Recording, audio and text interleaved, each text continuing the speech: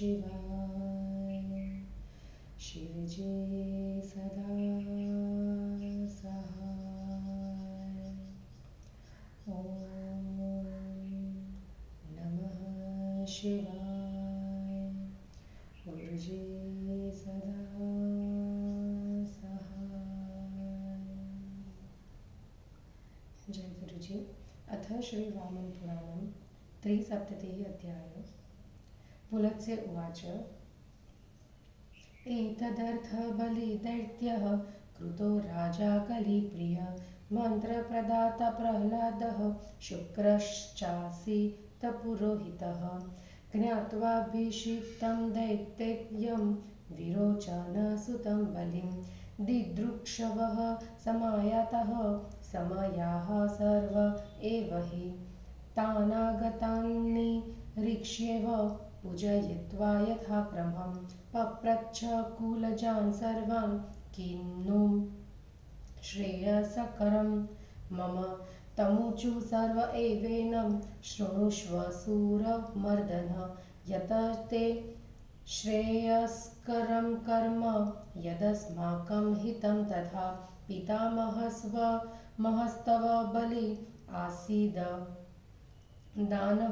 दानवपालकः हिरण्यकशिपुर्वीरः सशक्रो भुजगन्त्रये तमागम्य सुरश्रेष्ठो विष्णुसिंह वपुर्धरः प्रत्यक्षं दानवेन्द्राणां नखैस्तं हि व्यदारयत अपकृष्टं तथा राज्यं नन्धकस्य महात्मनः तेषामर्थे महाबाहो शङ्करेण त्रिशूलिना तथा तव पितृव्योऽपि जम्भः शक्रेण घातितः कुञ्जम्भो विष्णुना चापि प्रत्यक्षं पशुवत् तव शम्भुः पाको महेन्द्रेण भ्राता तव सुदर्शनः विरोचनस्तव पिता निहतः कथयामि ते श्रुत्वा गोत्रक्षयं ब्रह्मन् कृतं शक्रेण दानवः ऊर्ध्वोगं कारयामास सह सर्वैर्महासुरे रथैरन्ये गजैरन्ये वाजिभिश्चापरे सुराः पदातयस्तथैवान्ये जग्मुर्युद्धाय दैवतेः मयोग्रे याति बलवान् सेनानाथो भयङ्करः सैन्यस्य मध्ये च बलिः कालनेमिश्च पृष्ठतः वामपार्श्वमवष्टभ्य शाल्वः प्रथितविक्रमः प्रयाति दक्षिणं घोरं तारकाख्यो भयङ्करः दानवानां सहस्राणि प्रयुतान्यर्बुदानि च सम्प्रयातानि युद्धाय देवैः सह कलिप्रियः श्रुत्वा सुराणामुदोग्गं शक्रः सुरपतिसुरान् उवाच याम दैत्यास्तान्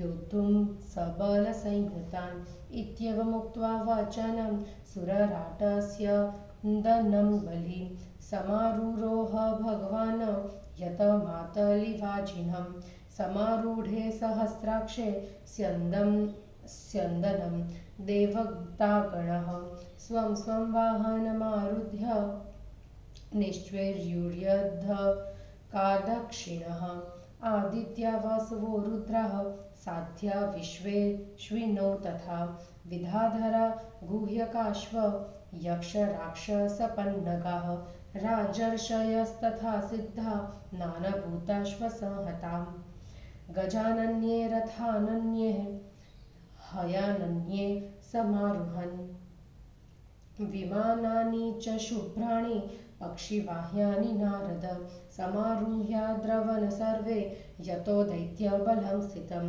एतस्मिन्नन्तरे धीमान् वैनतेयः समागतः तस्मिन् विष्णुसुरश्रेष्ठ अधिरुह्य समभ्यगात् तमागतं सहस्राक्षस्त्रैलोक्य पतिमव्ययं ववन्द मूर्धावरतः सह सर्वे सुरोत्तमे ततोऽग्रे देवसैन्यस्य कार्तिकेयो गदाधरः पालयन् च धनं विष्णुर्याति मध्ये सहस्रतुक वामं पार्श्वमवष्टभ्य जयन्तो व्रजते मुने दक्षिणं वरुणः पार्श्वं वष्टभ्याव्रजद बली ततो मराणां पृतना यशस्विनी स्कन्देन्द्र विष्णवम्भुपसूर्यपालिता नानास्त्रशस्त्रो दत्तो समूहा समास सादारिबलं महित्रे उदयाद्रितटे रम्ये शुभे समशिलातले निवृक्षे पक्षिरहिते जातो देवासुरो रणः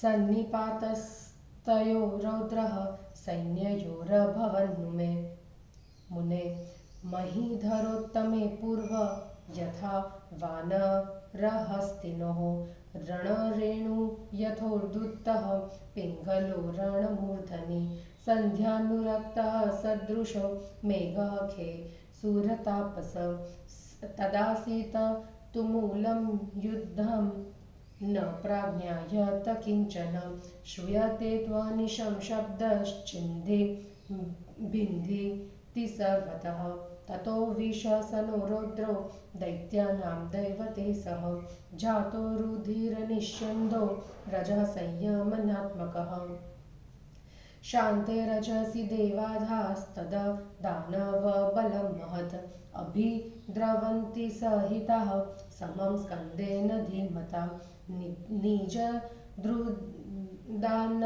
देवाः कुमारभुजपालितः देवान् निजदृदैत्याक्ष्व दैत्याच्च मयगुप्ताः प्रहारिणि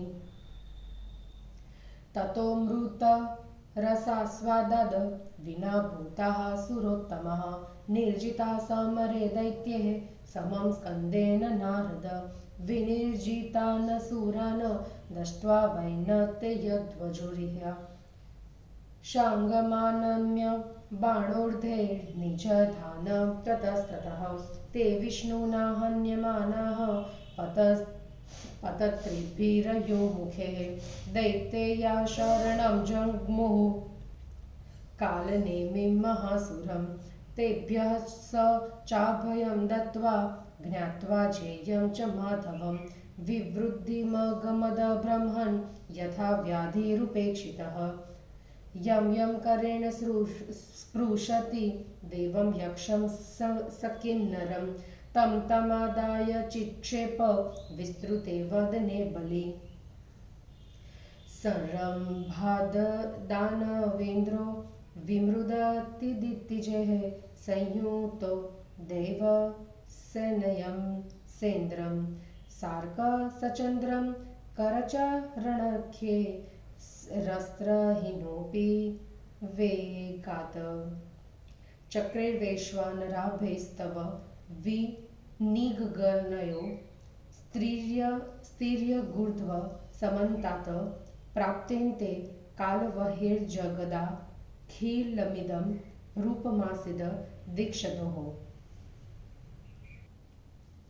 तं दृष्ट्वा वर्धमानं रिपुमतिबलिनं देवगन्धर्वमुख्याः सिद्धाः साध्याश्वी मुख्या भयतरलग्रशः पाद्रवन् दिक्षु सर्वे पोप्लुयन्तक्ष्व दैत्या हरिममरगणे रचितं चारुमौलिं नानाशस्त्रास्त्रपातैर्विगलितयशं चक्रुरुक्तितदर्पाः तानिथ्यं प्रेक्ष्य दैत्यान् मयबलिपुरगान् कालनेमि प्रधानान् बाणैराकृष्य शार्ङ्गत्वनवरतमूरो भेदिर्भिर्वज्रकल्पे कोपादारक्तदृष्टिः सरथगजहयान् दृष्टिर्निर्धूतवीर्यान् नाराचाख्ये सुपुङ्खैर्जदलद इव गिरिन् छादयामास विष्णुः तैबाणैश्चादमाना हरिकरनुदितैः कालदण्डप्रकाशे नार्चाचैरर्धचन्द्रैर्बलिमयपूरगा भीतभीतास्त्वरन्तः प्रारम्भे दानवेन्द्रं शतवदनमथो प्रेषयन् कालनेमिं सप्रायाद देव सैन्यप्रभु ममितबलं केशवं लोकनाथं तं दृष्ट्वा शतशीर्षमुदगद्गदं शैलेन्द्रशृङ्गाकृतिं विष्णुः शार्ङ्गपास्य सत्वरमथो जग्राह चक्रं करे सोप्यनं प्रसमीक्ष्य दैत्यविटपप्रच्छेदनं मानिनं प्रोवाचाथ विहस्य तं च सुचिरं मेधस्वनो दानवः अयं सदनु पुत्रसैन्य वित्रासकृद्रिपुः परमकोपितः समधो विधातकृत हिरण्यनयनात्नतकः कुसुमपूजारतिः कयाति मम दृष्टिगोचरे निपीतितः खलः यदेष्व सम्प्रति ममाहवमभ्युपेति नूनं न यानि निलयं निजमम्बुजाक्षः मन्मुष्टिपिष्टशिथिलाङ्गमुपात्तभस्म संद्रक्ष्यते सूरजनो भयकातराक्षः इत्येवमुक्त्वा मधुसूदनं वै स कालनेमिः स्फुरिताधरोष्टः गदां खगेन्द्रोपरि जातकोपो मुमोच शैले कुलिशं यथेन्द्रः तामापतन्तीं प्रसमीक्ष्य विष्णु धूरां गदां दानवबाहुमुक्तां चक्रेण चिच्छेद सुदुर्गतस्य मनोरथं पूर्वकृतेव कर्म गदां छित्त्वा दानवाभ्याशमेत्य भुजौ पिनो सम्प्रचिच्छेद्यवेगात् भुजाभ्यां कृताभ्यां दग्धशैलप्रकाशः सदृश्येताप्यपरः कालनेमिः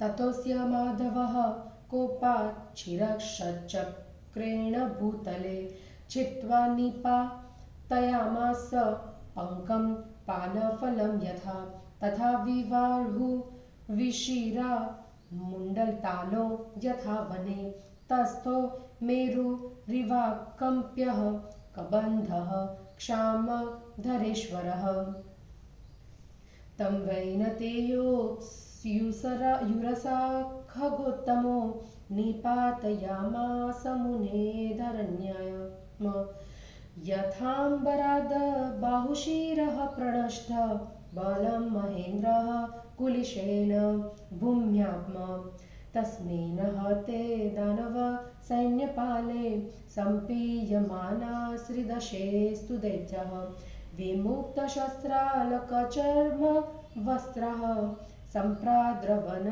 बाणमृते सुरेन्द्रः। हिंदी अनुवाद। बलि, मय प्रभृति दैत्यों का देवताओं के साथ युद्ध, कालनेमि के साथ विष्णु भगवान का युद्ध और कालनेमि का वध। पुलत्स्य जी बोले, कलिप्रिय नारद जी, बलि दैत्य को इसीलिए राजा बनाया गया था। प्रहलाद उसके परामर्श देने वाले मंत्री तथा शुक्राचार्य पुरोहित थे। विरोचन के पुत्र बलि दैत्य को राज्य पर अभिषिक्त हुआ जानकर मय के साथ सभी दैत्य उसे देखने की इच्छा से आए। वहां आए हुए अपने कुल पुरुषों को देखकर बलि ने यथाक्रम उनकी पूजा की एवं उनसे पूछा कि मेरे लिए क्या कल्याणकारी है। उन सभी ने उससे कहा, देवमर्दन, तुम्हारे लिए जो कल्याणकारी और हमारे लिए हितकर कर्म है उसे सुनो। तुम्हारे पितामह हिरण्यकशिपु बलवान, वीर और दानव कुल के पालन करने वाले थे। तीनों लोकों के वे इंद्र हो गए थे, किंतु सिंह शरीर धारण कर देवों में श्रेष्ठ श्री विष्णु ने उनके पास आकर श्रेष्ठ दानवों के सामने ही उन्हें अपने नखों से विदीर्ण कर डाला। महाबाहो त्रिशूल धारण करने वाले शंकर ने भी उन देवों के लिए महान बलशाली अंधक का राज्य छीन लिया था और इंद्र ने तुम्हारे चाचा पिता के भाई जंबक को मार दिया एवं विष्णु ने तुम्हारे सामने कुंजम्ब को पशु की तरह मार डाला। मैं तुमसे बतला दे रहा हूँ कि महेंद्र ने शंभुपाक और तुम्हारे भाई सुदर्शन एवं तुम्हारे पिता वीरोचन को मार डाला है। पुलत्स्य जी कहते हैं कि ब्राह्मण इंद्र द्वारा किए गए अपने कुल का विनाश सुनकर दानव बलि ने समस्त महान असुरों को युद्ध करने के लिए तैयारी करने की प्रेरणा दी है। फिर तो कुछ असुर रथों पर, कुछ हथियारों पर, कुछ घोड़ों पर और कुछ पैदल ही देवताओं से युद्ध करने के लिए चल पड़े। सेना के आगे आगे भयंकर महाबलशाली सेनापति मय चल रहा था। सेना के बीच में बलि पीछे कालने में बाईं और प्रसिद्ध पराक्रम वाला शाल्व तथा दाहिनी बगल में भयंकर तारक नाम का असुर कुशलता से चल रहा है। कलिप्रिय नारद जी हजारों 10-10 लाखों ही नहीं 10-10 करोड़ों की संख्या में असंख्य दैत्य देवताओं से युद्ध करने के लिए निकल पड़े हैं। असुरों की इस प्रकार की युद्ध करने की तैयारी को सुनकर देवताओं के स्वामी इंद्र ने देवताओं से कहा, देवताओं, हम सब देवगण भी लड़ाई करने के लिए दल बल के साथ आए हुए दैत्यों से लड़ने के लिए चले। इस प्रकार की घोषणा कर बलवान भगवान देवपति इंद्र अपने सारथी मातली द्वारा नियंत्रित घोड़ों वाले रथ पर चढ़ गए। इंद्र के रथ पर चढ़ जाने पर देवता लोग भी अपने अपने वाहनों पर सवार होकर युद्ध की इच्छा से बाहर निकल चले। आदित्य, वसु, रुद्र, साध्य, विश्वदेव, अश्विनी कुमार, विद्याधर, गुह्यक, यक्ष, राक्षस, पन्नग, राजर्षि, सिद्ध तथा अनेक प्रकार के भूत एकत्र हो गए।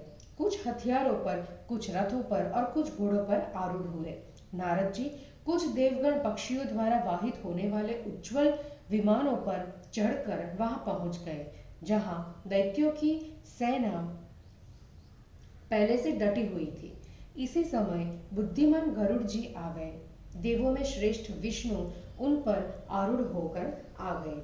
फिर तो 1000 आंखों वाले इंद्र ने सभी देवताओं के साथ सिर झुकाकर उन आए हुए तीनों लोकों के स्वामी नित्य विष्णु भगवान की वंदना की। उसके बाद कार्तिकेय देव सेना के अग्रभाग की, गदाधारी श्री विष्णु सेना के पीछे भाग की और सहस्त्र लोचन इंद्र बीच भाग की रक्षा करते हुए चलने लगे।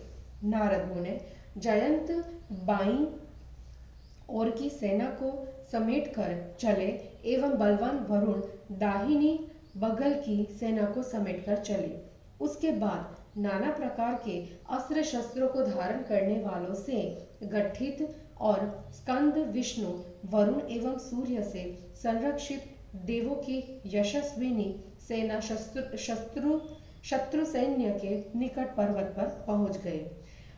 उदयाचल के वृक्ष एवं पक्षियों से रहित रमणीय शुभ एवं समतल पथरीले मैदान में देवों और दैत्यों का भारी युद्ध हुआ। मुनि नारद जी पहले समय में जैसा युद्ध बंदर एवं हाथियों के बीच हुआ था, वैसा ही घमासान संग्राम उन दोनों सेनाओं में हुआ। सूर्यतापस रथ से उड़ी हुई युद्ध की पिंगल वर्ण की धूल युद्ध भूमि के ऊपर आकाश में स्थित संध्या काल के लाल बादल की भांति लग रही थी। उस समय चल रहे घनघोर युद्ध में कुछ भी नहीं जाना जा रहा था। चारों ओर लगातार काटकर टुकड़े टुकड़े कर दो, विदीर्ण कर दो के शब्द ही सुनाई पड़ रहे थे। उसके बाद देवों के साथ दैत्यों की भयंकर मार काट से उत्पन्न रक्त प्रवाह की धारा बह चली। जो धूल को शांत करने वाली हो गई। रक्त और धूल मिलकर किच बन गई। धूल के शांत हो जाने पर देवता आदि बुद्धिमान कार्तिकेय के साथ बड़े दानव दल पर टूट पड़े। कुमार कार्तिकेय के बाहुबल से रक्षित देवताओं ने दैत्यों का हनन किया और मय के द्वारा रक्षित दैत्यों ने प्रहार करते हुए देवताओं को मारा। किंतु नारद जी उसके बाद अमृत रस का आस्वाद अमृत न पीने के कारण कार्तिकेय के सहित श्रेष्ठ देवता युद्ध में दैत्यों से पराजित हो गए। देवताओं को पराजित हुआ देखकर शत्रुओं का दमन करने वाले गरुड़ ध्वज विष्णु शार्ंग धनुष को चढ़ाकर चारों ओर बाणों की वर्षा करने लगे। श्री विष्णु द्वारा लोहे के मुंह वाले बाणों से मारे जा रहे दैत्य कालनेमी नाम के महान असुर की शरण में गए। ब्राह्मण उन्हें दैत्यों को अभय दान देकर और माधव को अजय जानकर भी वह उपेक्षित व्याधि के सदृश घमंड में बढ़ने लगा। बलवान वह कालनेमी जिस देवता यक्ष या किन्नर को हाथ से छू मतलब पकड़ लेता था उसे लेकर अपने फैले मुंह में झोंक देता था।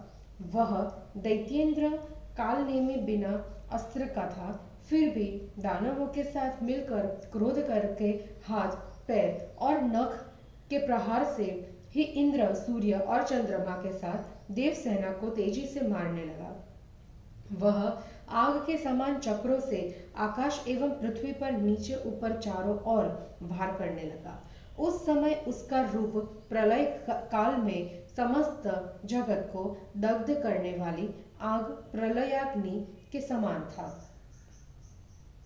उस बलिष्ठ शत्रु को बढ़ते देखकर देवता गंधर्व सिद्ध साध्य अश्विनी कुमार आदि भय से इधर उधर देखते हुए घबराकर चारों ओर भागने लगे। उछलते कूदते हुए दैत्य अत्यंत घमंड के साथ देवों से पूजित सुंदर मुकुट वाले विष्णु भगवान के सामने जाकर अनेक प्रकार के शस्त्रास्त्रों के आघात से उनके यश को समाप्त करने लगे, विष्णु की पराजय मानने लगे। इस प्रकार प्रहार कर रहे मय, बलि एवं कालनेमी आदि दैत्यों को देखकर विष्णु के नेत्र क्रोध से लाल हो गए। फिर तो उन्होंने अपनी दृष्टि से ही रथ, हाथी और घोड़ों को शक्ति और पराक्रम से रहित कर दिया तथा उसी तरह सुंदर पंखों वाले लोहे के बने अर्धचंद्र के समान नाराज बाणों से पर्वत को ढक दिया, जैसे मेघ पर्वत को ढक देते हैं। विष्णु के हाथों से छोड़े गए कालदंड के समान अर्धचंद्राकार उन लोहे के बने नाराज बाणों से ढके हुए बलि एवं मय आदि दैत्यों ने डर कर तुरंत पहले दानवेंद्र शतमुख कालनेमी को प्रेषित किया। वह अति बलवान देव सेनापति लोकनाथ केशव के सामने उपस्थित हुआ। गदा उठाए हुए 100 सिर वाले पर्वत श्रृंग के समान कालनेमी को देखकर विष्णु ने अपने शार्ंग धनुष को छोड़कर हाथ में जल्दी से चक्र को ले लिया। इनको देखकर बहुत देर तक जोर से हंसते हुए मेघ के समान बोलने वाले उस कालनेमी दानव ने दैत्य रूपी वृक्षों के काटने वाले सुख दुख की परवाह न करने वाले मनस्वी हरि से कहा, यदि दानव सेना को डराने वाला शत्रु अत्यंत क्रोधी मधु को मारने वाला हिरण्याक्ष का वध करने वाला और फूलों से की गई पूजा से प्रसन्न होने वाला है, यह खल मेरी आंखों के सामने आकर अब कहाँ जा सकता है। यह कमल नयन यदि इस समय मेरे साथ युद्ध करे तो अपने घर नहीं जा सकेगा और तब देवता लोग मेरी मुट्ठी में पीसने से शिथिल अंगों वाले इस विष्णु को भय से कातर नेत्रों से दुली दुस्सरित हुआ देखेंगे। मधुसूदन भगवान विष्णु से ऐसा कहकर क्रोध से अधरोष्ठ को फड़काते हुए कालनेमी ने गरुड़ पर अपनी गदा इस प्रकार फेंकी जैसे इंद्र पर्वत पर वज्र फेंकते हैं। भगवान विष्णु ने दानव के हाथ से छूटी हुई उस भयदायिनी गदा को आते देखकर चक्र से उसे ऐसे नष्ट कर दिया जैसे पूर्वकृत कर्म भाग्यहीन मनुष्य के मनोरथ को नष्ट कर देता है। गदाओं के काटकर विष्णु भगवान दानव के निकट चले गए और उन्होंने शीघ्रता से उसकी मोटी मोटी बाहुओं को काट डाला। भुजाओं के कट जाने पर कालनेमी दूसरे दग्ध पर्वत के समान दिखलाई पड़ने लगा। उसके बाद माधव लक्ष्मीपति ने क्रोधपूर्वक चक्र से उसके सिर को काटकर पके हुए ताड़ के फल के समान धरती पर गिरा दिया। वन में ढूंढे तरकुल के समान बाहुओं एवं सिर से हीन कबंध अचल पर्वतराज मेरु के समान खड़ा रहा। मुने जैसे महेंद्र ने वज्र से बाह और सिर रहित बल को पृथ्वी पर गिराया था, उसी प्रकार पक्षी श्रेष्ठ गरुड़ ने अपनी छाती से धक्का देकर उस कबंध को पृथ्वी पर गिरा दिया। उस दानव सेनापति कालनेमी के मारे जाने पर बाणुसुर के सिवा देवों से अत्यंत पीड़ित सभी दैत्य शस्त्र, पटटा, ढाल और वस्त्र को छोड़कर भाग गए। और इस प्रकार श्री वामन पुराण में 73वां अध्याय समाप्त हुआ। जय गुरु जी।